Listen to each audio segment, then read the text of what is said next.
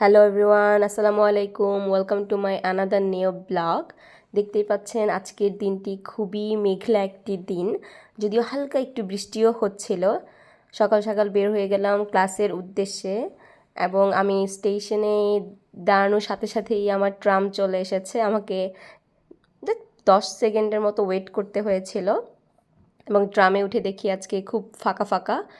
মেঘলা দিনগুলোতে ট্রাম একটু ফাঁকাই থাকে। এই তো। আর বৃষ্টির দিন আমার খুবই পছন্দের একটি দিন। আমি বৃষ্টি খুব পছন্দ করি, যদিও আজকে বৃষ্টিতে একটু ভিজে আমার ঠান্ডা লেগে গেছে।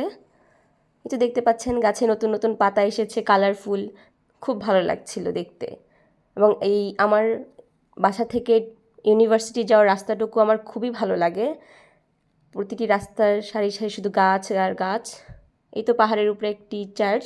আমার খুব ইচ্ছা একদিন চার্চটা ঘুরতে যাওয়ার। ইনশাল্লাহ একদিন যাব এবং আপনাদেরকেও দেখাবো কেমন চার্চের ভিতরটা।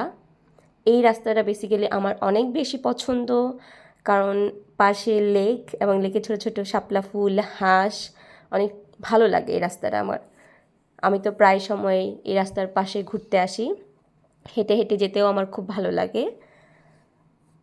আর আজকে যেহেতু মেঘলা দিন, তাই আরও বেশি ভালো লাগছিল।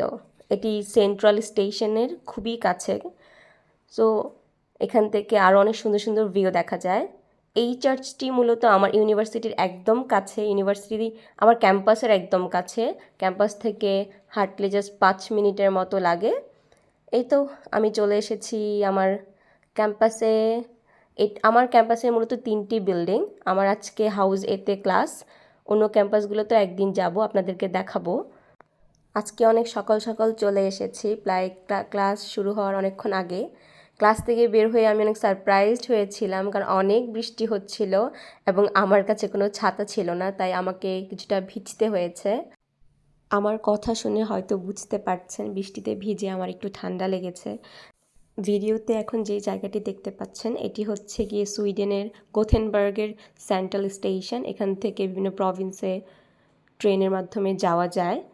এই তো প্রকৃতি দেখতে দেখতে আমি চলে আসলাম আমার বাসার কাছে, এবং আজকের মতো ভিডিও এখানেই শেষ। বাই বাই, আল্লাহ হাফেজ।